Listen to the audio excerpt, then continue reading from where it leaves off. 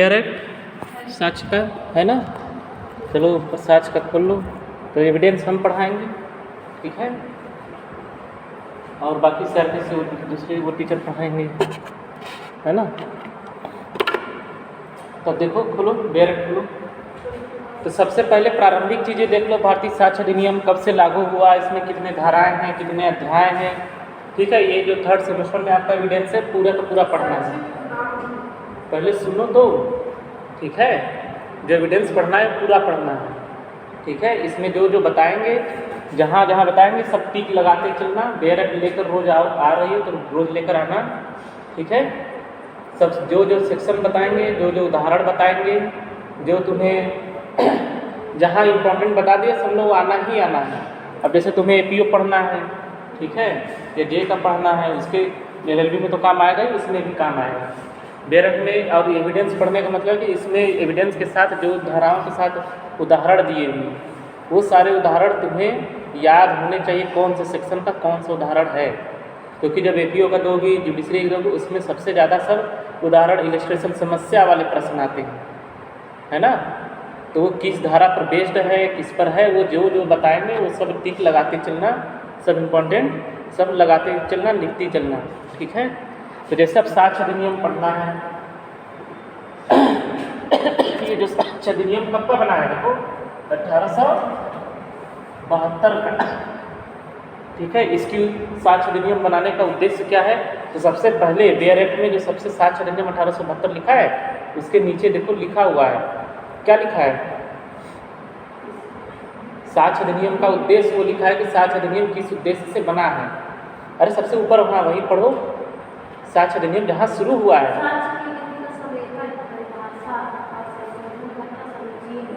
है ना, समेकन और परिभाषित और संशोधन, है ना, संशोधन करना सभी चीज में लिखा है, ठीक है। साक्ष्य अधिनियम का उद्देश्य, ठीक है, साक्ष्य विधि को समेकित करना, परिभाषित करना और संशोधित करना। तो तुम्हें क्या करना है, यही ये तीन शब्द, ये तीनों शब्द एग्जाम में आए हैं, पूछ लिया कि साक्ष्य अधिनियम का उद्देश्य क्या है, ठीक है। तो वो वहाँ पर भी अंडरलाइन कर लो, वहाँ वो सीधे सीधे उठाकर पूछा गया है कि साक्ष्य अधिनियम का उद्देश्य है साक्ष्य की विधि को समेकित करना, संशोधित करना, परिभाषित करना, उपरोक्त सभी, है ना। एक शब्द दो शब्द नहीं दिया, केवल एक शब्द दिया, तो तुमको ये तीनों शब्द याद होने चाहिए कि साक्ष्य विधि का उद्देश्य क्या है। साक्ष्य विधि को समेकित करना, परिभाषित और संशोधित करना, ठीक है। साक्ष्य अधिनियम देखो लिखा ना 1872 लिखा, मतलब कि ये बना कब है, 1872 में, ठीक है। और ये लागू कब हुआ, बेयर एक्ट में देखकर बताओ, लागू कब हुआ, 1 सितंबर 1872 को, ठीक। भारतीय साक्ष्य अधिनियम 1 सितंबर 1872 को प्रयुक्त हुआ। वहाँ पर लिखा है बेयर एक्ट में सितंबर के प्रथम दिन, लिखा है ना, 1872 के सितंबर के प्रथम दिन को यह प्रयुक्त हुआ, धारा 1 में, ठीक। देखो धारा 1 क्या लिखा है ना, लिखा है ना, 1872 के सितंबर के प्रथम दिन को ये प्रयुक्त हुआ, 1 सितंबर 1872 को। और बताओ कि 1 सितंबर 1872 को ही एक एक्ट और लागू हुआ था, कौन सा था, 1 सितंबर 1872 को ही एक अधिनियम और लागू हुआ था, बहुत ही इंपॉर्टेंट अधिनियम है, एलएलबी फर्स्ट सेमेस्टर में था, बताओ कौन सा था, भारतीय संविधान अधिनियम, ठीक है, भारतीय संविधान अधिनियम, ये भी 1872 का ही है। यह भी एक साक्ष्य अधिनियम और भारतीय संविधान अधिनियम 1 सितंबर 1872 को लागू हुआ। ये भी क्वेश्चन बार बार पूछा गया है, एपीओ में भी, जुडिशरी में भी, हर एक में, कि भारतीय साक्ष्य अधिनियम कब लागू हुआ। तो कभी कभी तुम्हारा जो बेयर एक्ट में शब्द लिखा है वही उठा कर दे देता है सितंबर के प्रथम दिन, ठीक है। कभी कभी बेयर एक्ट में ही जो लिखा हुआ है एग्जाम में आ जाएगा कि सितंबर के प्रथम दिन, ठीक है, या कभी सितंबर का द्वितीय दिन, तृतीय दिन, ऐसे करके आएगा, या कभी दे देगा 1 सितंबर, है ना, 1872, यहाँ मान लो लिख दिया 1873, तो कौन सा सही लगाओगे? सितंबर के प्रथम दिन 1873 कि 1 सितंबर 1872 को, है ना। तो कभी ईयर चेंज कर देगा, कभी क्या कर देगा, इसी हिसाब से क्वेश्चन तुम्हारे आते हैं। तो कभी ये भी पूछ लेता है सितंबर के 1872 के सितंबर के प्रथम दिन को लागू हुआ। ये जो साक्ष्य अधिनियम है, ये बनाया किसने, लिखा किसने था, ये भी क्वेश्चन पूछा जाता है बार बार। भारतीय साक्ष्य अधिनियम, है ना, ड्राफ्टिंग, ठीक है, ड्राफ्टिंग किसने की, ये भी याद रखो, सर जेम्स स्टीफन, ठीक है, सर जेम्स स्टीफन महोदय ने क्या किया था, इसको साक्ष्य अधिनियम को ड्राफ्ट किया था। और साक्ष्य अधिनियम ड्राफ्ट किया आज से तो कब का बना हुआ, 1872 का, और तब से लेके अभी तक यह अधिनियम उसी तरह से लागू है, और अभी भी वो उतना ही इम्पोर्टेंट है जितना कि पहले था, है ना। इन्होंने इसको बनाया था, लिखा था, जरिए से लागू नहीं हुआ था। लागू तो गवर्नमेंट करती है ना, किसी भी अधिनियम का ड्राफ्ट करना है ना, उसको इन्होंने लिखा था। जैसे कि कहती हो ना कि संविधान का ड्राफ्टिंग डॉक्टर बाबा साहब भीमराव अम्बेडकर ने किया था, लेकिन लागू क्या उन्होंने किया था, लागू तो पार्लियामेंट करेगी ना। उसी तरह जब 1872 में एविडेंस सर जेम्स स्टीफन ने तैयार किया, तो उसको लागू कहाँ से हुआ, भारत में तो कोई संसद थी नहीं उस समय इंग्लिश अंग्रेजों का शासन था ना, तो अंग्रेजों ने लागू किया ना इसको, ठीक है। तो ये ब्रिटेन की संसद से पारित हुआ, तब यहाँ पर लागू हुआ। तो उस समय भारत में संसद तो थी नहीं 1872 में, तब पारित कहाँ से हुआ था, ब्रिटेन की संसद से, है ना, क्योंकि शासन तो ब्रिटेन का था यहाँ भारत में उस समय। तो उन्होंने ये पारित किया और लागू कराया, जबकि लिखा इसको ड्राफ्ट कौन किया था, सर जेम्स स्टीफन। ये भी बार बार क्वेश्चन तुम्हारा 1 नंबर का ये भी बार बार पूछा जाता है। लागू फिर वही किसने ड्राफ्ट किया या किसने लिखा, लागू किसने किया ये नहीं, लागू कब हुआ ये पूछा जाता है। लागू हुआ था 1 सितंबर 1872, समझी, 1 सितंबर 1872 को लागू हुआ। सर जेम्स स्टीफन महोदय ने इसको ड्राफ्ट किया था, इसको लिखा था, है ना, हाँ, इसके जो लिखे थे। बाकी लागू तो संसद करती है ना, पार्लियामेंट करती है, ठीक है। अब भारतीय साक्ष्य अधिनियम में देख लो, ये भी पूछता है बार बार, कुल कितने अध्याय हैं, कुल अध्याय टोटल 11 हैं, ठीक है, और धाराएं कुल कितनी हैं, तो टोटल 167 धाराएं हैं, 11 अध्याय और 167 धाराएं, ठीक है। ये भी बार बार पूछा गया है। तो जितना ये लिख रहे हैं, जितना बता रहे हैं, सब कुछ क्वेश्चन है 1 नंबर के, हमारे एपीओ में भी आते हैं, बीपीश्री में भी आते हैं, सब में आते हैं। तो ये कुछ प्रारंभिक चीज़ें हैं जो कि आपको ध्यान में रखना है ना। ये सब कुछ पूछा जाता है, टोटल कितने अध्याय हैं, कितनी धाराएं हैं, कब लागू हुआ, किसने इसकी ड्राफ्टिंग की, इसका उद्देश्य क्या है, इतना हो गया। अब देखोगी जब धारा 1 पढ़ोगी तो धारा 1 में ये भी बताया गया है कि साक्ष्य अधिनियम किस पर लागू होता है और किस पर लागू नहीं होता है। तो सबसे पहले तो ये देखो कहाँ लागू होता है। तो साक्ष्य अधिनियम जब शुरू में, अभी जब तक ये जम्मू कश्मीर में ही था, है ना, 370 नहीं खत्म हुई थी, तब उसमें लिखा था जम्मू कश्मीर को छोड़ करके संपूर्ण भारत वर्ष पर। क्या आज देखो बेयर एक्ट में धारा 1 में ये लिखा है जम्मू कश्मीर को छोड़कर संपूर्ण भारतवर्ष पर? नहीं लिखा होगा। जहाँ जम्मू कश्मीर लिखा था को छोड़ करके वहाँ पर वो स्टार बन गया, अब केवल लिखा है संपूर्ण भारतवर्ष पर, ठीक है। जम्मू कश्मीर पुनर्गठन अधिनियम 2019 के द्वारा क्या हो गया, जितने भी भारत में एक्ट थे जिनका विस्तार जम्मू कश्मीर में नहीं था, अब वो सारे के सारे अधिनियम जम्मू कश्मीर पर भी लागू होने लगे। तो साक्ष्य अधिनियम उन 2019 से पहले जब ये जम्मू कश्मीर पुनर्गठन अधिनियम नहीं बना था 2019 में, तो उसके पहले क्या था, जम्मू कश्मीर राज्य को छोड़कर संपूर्ण भारतवर्ष पर उसका विस्तार है। ठीक है, तो ये भी बार बार पूछा जाता था, लेकिन अब क्या है, अब इसका विस्तार संपूर्ण भारत पर, जम्मू कश्मीर का अब वो हट गया। वहाँ पर देखो जहाँ स्टार बना हुआ है बैरक में, उस पर 1 लिखा होगा, तो जहाँ 1 लिखा है तो उसके नीचे देखो, सबसे नीचे उसकी फुट नोटिंग में लिखा होगा कि ये हट गया है अब। तो अब वर्तमान समय में क्या हो गया कि भारतीय साक्ष्य अधिनियम किस पर लागू होता है, संपूर्ण भारत वर्ष पर लागू होता है। फिर इसके बाद फिर देखोगी कि जो साक्ष्य अधिनियम है वह समस्त न्यायिक कार्यवाही पर, है ना, लागू होता है। मजिस्ट्रेट या न्यायालय के समक्ष जितने भी न्यायिक कार्रवाइयाँ हो रही हैं उस सब पर भारतीय साक्ष्य अधिनियम क्या होता है, लागू होता है ना। ये ध्यान में रखना, ठीक है, कि भारतीय साक्ष्य अधिनियम कहाँ लागू, संपूर्ण भारत में तो लागू हुई है। फिर इसके बाद क्या दिया कि समस्त न्यायिक कार्रवाई पर, न्यायिक कार्रवाई मजिस्ट्रेट के समक्ष या न्यायालय के समक्ष जो भी कार्रवाई चल रही है, क्या सभी की सभी न्यायिक कार्रवाई मानी जाती है?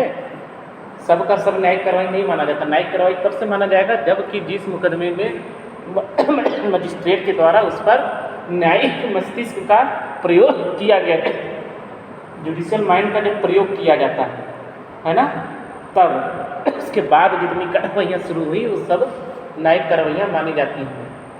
ठीक है, जैसे कि अभी जब CRPC हम उस दिन पढ़ा रहे थे, थोड़ा सा बताए थे ना, जांच, आरोप और विचारण।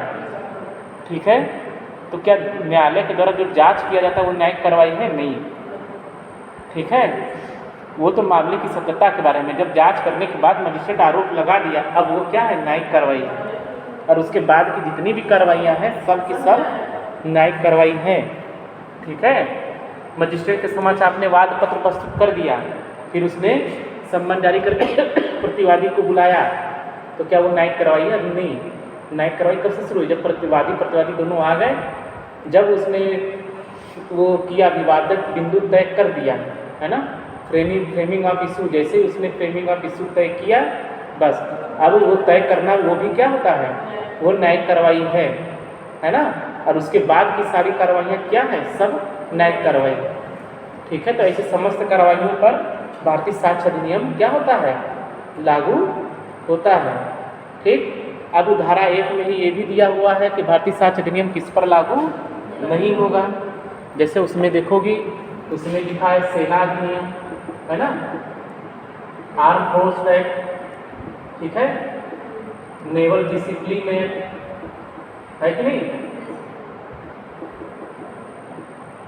और क्या है, नौसेना, नेवल वाला तो हो गया, वायुसेना अधिनियम है ना, एयरफोर्स एक्ट। ठीक है, इनके तहत जो सेना न्यायालय गठित हुए हैं, ठीक है, इन अधिनियमों के तहत जो सेना न्यायालय का गठन, सेना न्यायालय गठित हुए हैं, उन पर क्या साक्ष्य अधिनियम लागू होगा? नहीं, साक्ष्य अधिनियम लागू नहीं होता है। ठीक है, समझ रही हो ना कि सेना न्यायालय ये होता है ना कि कोर्ट मार्शल हो गया, तो कोर्ट मार्शल करने का एकमात्र अधिकार किसके, सेना न्यायालय के पास है। तो क्या उसके समझ सेना न्यायालयों के समझ जो भी मुकदमे चल रहे हैं, तो उसमें केवल और केवल क्या आम आदमियों के मुकदमे चलते हैं? सेना न्यायालय में नहीं चलता। उसमें केवल सेना से रिलेटेड जो व्यक्ति है, उन्होंने यदि कोई आचार दुराचार ऐसा किया है, तब उनके ऊपर जो मुकदमे चलते हैं, तो उनका मुकदमा सेना न्यायालय में चलता है, उनका मुकदमा सामान्य न्यायालय में नहीं चलता है। तो सेना न्यायालय का साक्ष्य अधिनियम से बाध्य है? नहीं है ना। उनका अपना खुद के न्यायालय का खुद का रूल रेगुलेशन बना हुआ है। वो इसी एक्ट के तहत जो लिखा गया, उसी एक्ट के तहत उनकी कार्रवाई न्यायालय की चलती है ना। उस पर CPC, CRPC, एविडेंस ये सब लागू नहीं होता उस न्यायालय का। तो सेना न्यायालय उनका खुद का अपना बना हुआ है ना, वही तो बता रहे हैं उन्होंने, ये जो सब अधिनियम बने हुए इस अधिनियम से वो रेगुलेट होते हैं, ना कि CPC CRPC या एविडेंस से। ये सेना न्यायालयों के ऊपर यह सारे एक्ट लागू नहीं होते, ठीक है। तो ये जो सेना न्यायालय के गठित हुए हैं उस पर यह साक्ष्य अधिनियम लागू नहीं होता। फिर उसके बाद धारा 1 में क्या दिया कि शपथ पत्र, है ना, शपथ पत्रों पर साक्ष्य अधिनियम लागू नहीं होता है। हाँ, लागू नहीं होता है। फिर इसके बाद इस पर है मध्यस्थता कार्रवाई, ठीक है।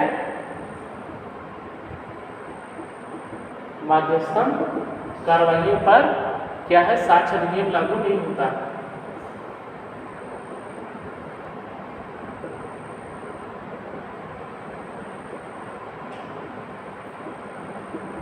एफिडेविट जो हम लोग देते हैं शपथ पत्र, ठीक है, वो साक्ष्य अधिनियम इस पर लागू नहीं है।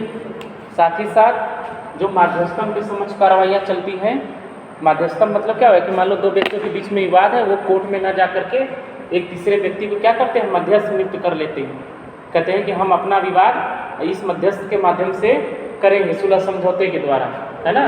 अरे मध्यस्थ का निर्णय हम लोग मानेंगे, ठीक है। उसको आर्बिट्रेशन या आर्बिट्रेटर बोलते हैं, ठीक। तो वो जो हुआ है उसके द्वारा, मध्यस्थम के द्वारा जो कार्रवाइयाँ हुई है या जो विवाद का भी निश्चय हुआ है, उसके समक्ष जो कार्रवाई चल रही है उस पर ये साक्ष्य अधिनियम लागू नहीं होता है, ठीक है।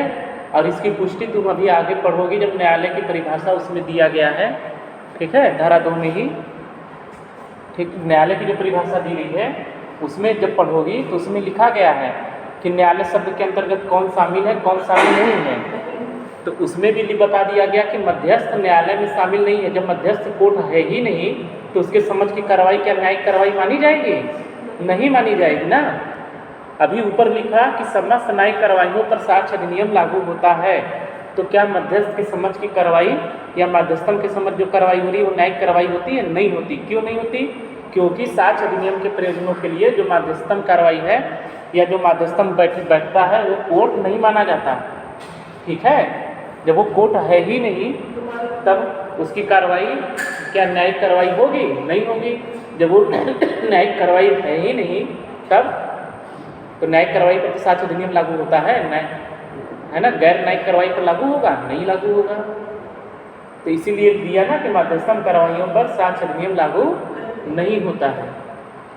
बहुत सारे वैवाहिक विवाद हैं, वो सब होते हैं। देखो कोर्ट में जब फैमिली कोर्ट में दाखिल होता है फिर उसके बाद वो क्या करते हैं, क्या तुरंत वो डिसीजन लेते हैं? कुछ नहीं, उसको मध्यस्थम के पास भेज देते हैं, मीडिएटर के पास, कि जाओ पहले देखो सुलह समझौता शायद हो जाए, कोई संभावना है कि नहीं है, या जो भी वो बात कर रहे हैं तो क्या उसके लिए वो मध्यस्थम एविडेंस मांगता है? उससे नहीं मांगता। वो बस प्रयास करता है कि दोनों में सुलह समझौता हो जाए। तो क्या वो उसकी कार्रवाई न्यायिक कार्रवाई है? नहीं है। अब चाहे जो साक्ष्य उसके समझ प्रस्तुत कर दो वो मान्य नहीं है, क्योंकि साक्ष्य अधिनियम उसके समझ की कार्रवाई पर लागू नहीं होता। तो ये हर एक लाइन क्या है, क्वेश्चन है तुम्हारा। वो बार बार पूछता है शपथ पत्र पर लागू होता है कि नहीं, वो आ जाएगा। या पूछ देगा कि साक्ष्य अधिनियम लागू नहीं होता है, 4 ऑप्शन दे देगा, है कि नहीं। सेना न्यायालय पर, शपथ पत्रों पर दे दिया, मध्यस्थम की कार्रवाइयों पर उपरोक्त में सभी, तब क्या लगाओगी? ऐसा कैसे जैसे कि उसने क्वेश्चन पूछा कि साक्ष्य अधिनियम लागू नहीं होता है, प्रश्न है ये, ठीक है। जैसा ये सब क्या है, जैसे तक तुमने एपीओ कर पढ़ेंगे वो करेंगे तो पढ़ो, तो जितने बताए वो सब जितना यहाँ पर लिखा है ना, ये सब कुछ क्या है, क्वेश्चन है। एक एक नंबर के सब, एक एक नंबर के सब ऑब्जेक्टिव क्वेश्चन तुम्हारे बनते हैं। जैसे अब इतना तुमने पढ़ लिया, अब हमने तुमसे ये क्वेश्चन पूछा कि साक्ष्य अधिनियम नहीं होता है, ठीक है। वो 4 ऑप्शन देगा। ए दे दिया शपथ पत्र पर, फिर बी ऑप्शन देगा, है ना। बी दे दिया मध्यस्थम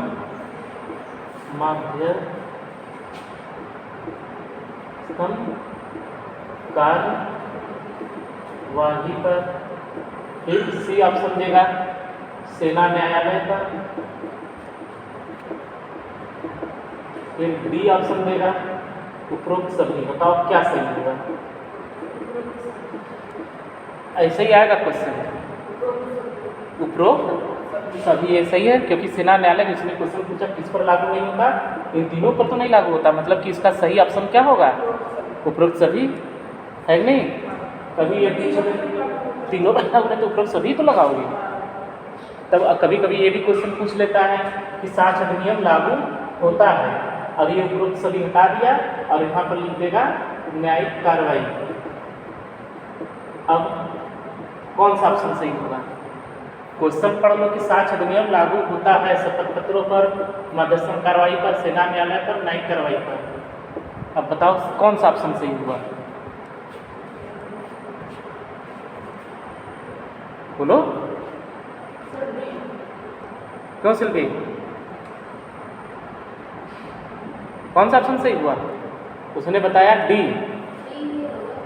अभी तो तुम सबसे पहले तुम पढ़ी कि साक्ष्य अधिनियम किस पर लागू होता है, जब तो सब उसी में तो लिखा था कि समस्त न्यायिक कार्रवाइयों पर लागू होता है, तो क्वेश्चन तो यही है, इन तीनों पर तो लागू नहीं होता ना।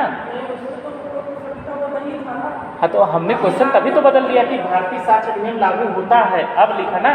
तो तुम्हें ये तो तीन मालूम है, तो उसमें सोचना क्या है इतना कि बस न्यायिक कार्रवाई पर लागू होगा, तीन पर तो वैसे भी नहीं लागू है। बोलो। तब क्वेश्चन इस टाइप से आएंगे, है ना?